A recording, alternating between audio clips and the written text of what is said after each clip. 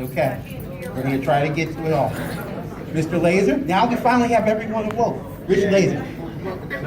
So you can see the main supporters of my campaign for contribution has been organized labor. It's been the PFT, the AFT, the Teamsters, trades unions, nurses, IBW Local 98, the steam fitters. And I'm proud of the labor union. Ladies and gentlemen, I'm going to have to ask for one thing. We understand that campaigns are heated, but every candidate has to have a chance to answer the question. When I get to the audience, we can have everything. So let's just be fair. Everyone should be calm. Everyone please be calm. So what we're going to do is this. Okay, what are we going to do is this. Mr. Laser, you were in the midst of your thing, and to everyone who supports the other candidates, they're going to have a chance to say the same thing. So Rich Laser, you still have about another 30 to 45 seconds. Again, most of the money that I gained from family, friends, from Little Dollar, but also the money that I got from labor is organized labor, and I'm proud of it because I worked hard.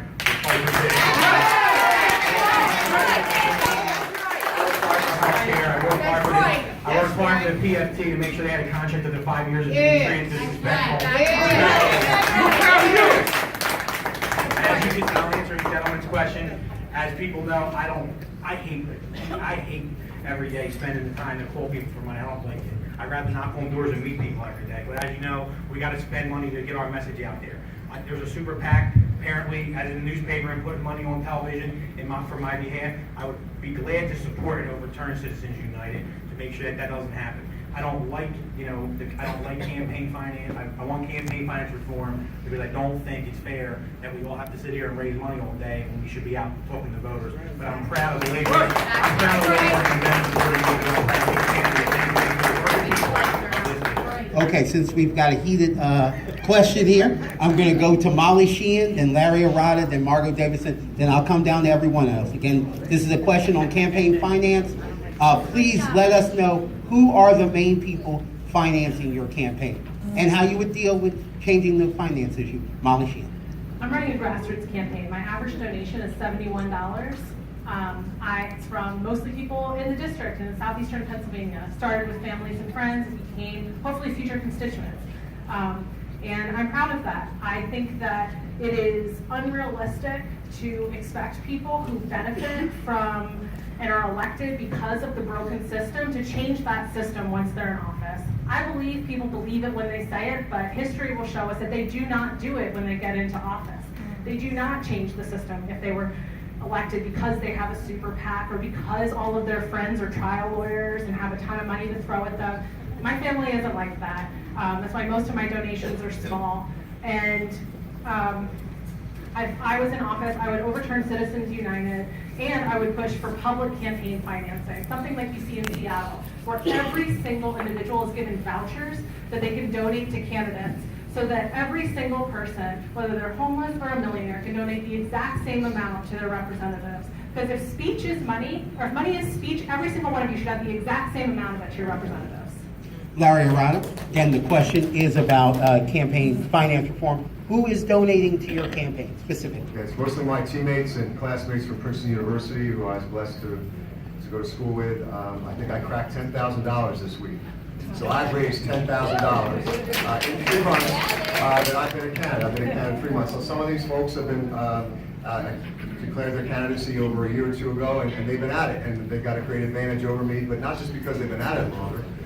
What some of them have not said, one person, one labor leader should not be the dictator of over $1 million or $500,000 or so far, what the newspaper said, $200,000 into one person's campaign. One person should not have that much power.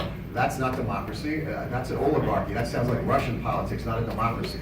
And I'm a labor guy. I'm the only labor union member in this crew. I think if labor unions need to have a say, if labor unions didn't have money in politics, then we would have very little power in the Democratic Party. But one person shouldn't be the dictator of who wins. It should not go to the highest bidder.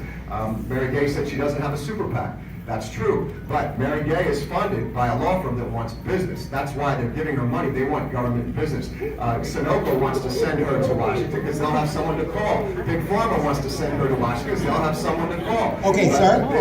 Larry? Lenders want to I'm gonna have to ask it. Now, here's what we're gonna do. Here's what we're gonna do. I'm gonna give it to Margot Davidson to respond, but as I've said before, if any candidate takes a shot at another, I'm gonna give that candidate a chance to respond. So Margot, Ms. Davidson, you're gonna have 2 minutes. The issue is campaign finance reform. Who is donating to your campaign and what should be done about that issue? And then I will give Ms. Scanlon the chance to respond to what Larry said, and then I'll go down to Lindy Lee and Teresa Wright. Everybody's gonna get a chance to answer this question. Ms. Davidson.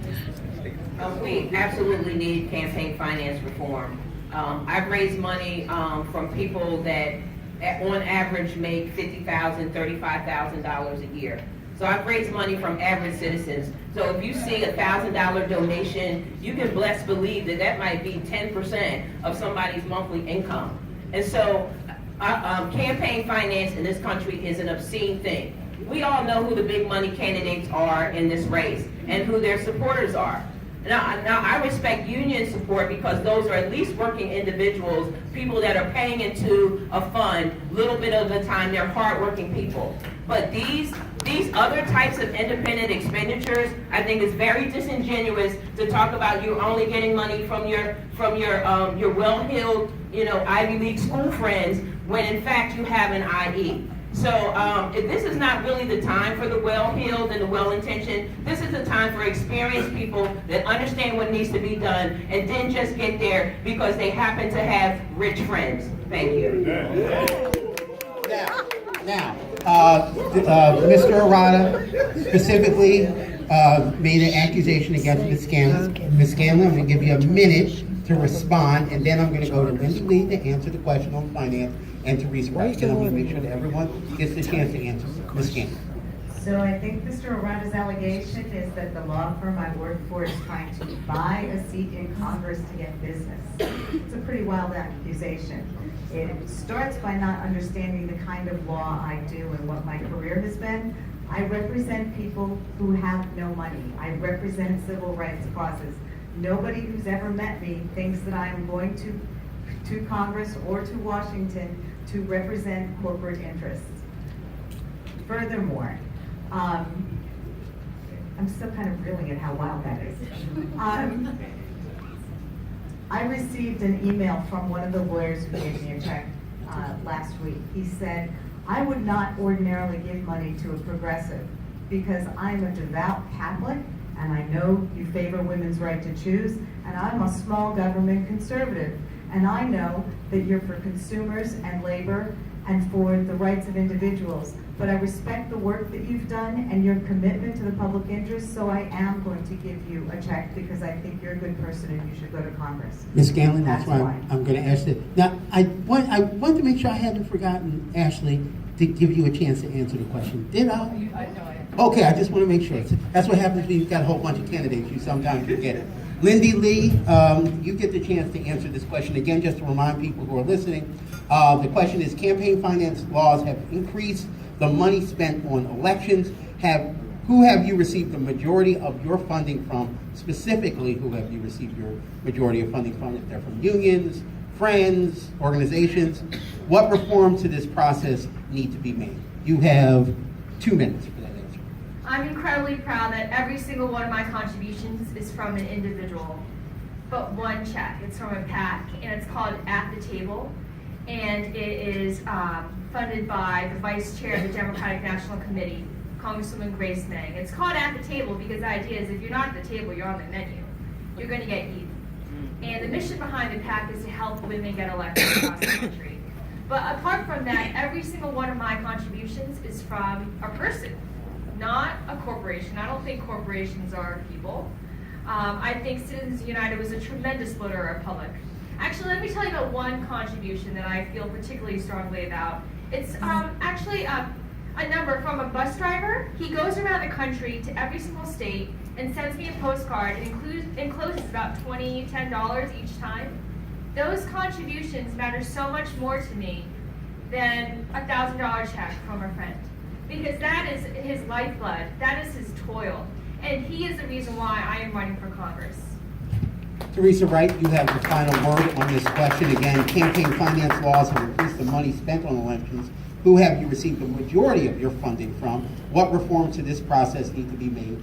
The time is yours. The majority of contributions I received are in-kind contributions. I want to change the way things are done in politics. You don't need $1 million to win a campaign. You need one fed-up accountant that's tired of seeing individuals paying higher taxes and tired of seeing businesses losing grateful employees because they can't afford to pay them.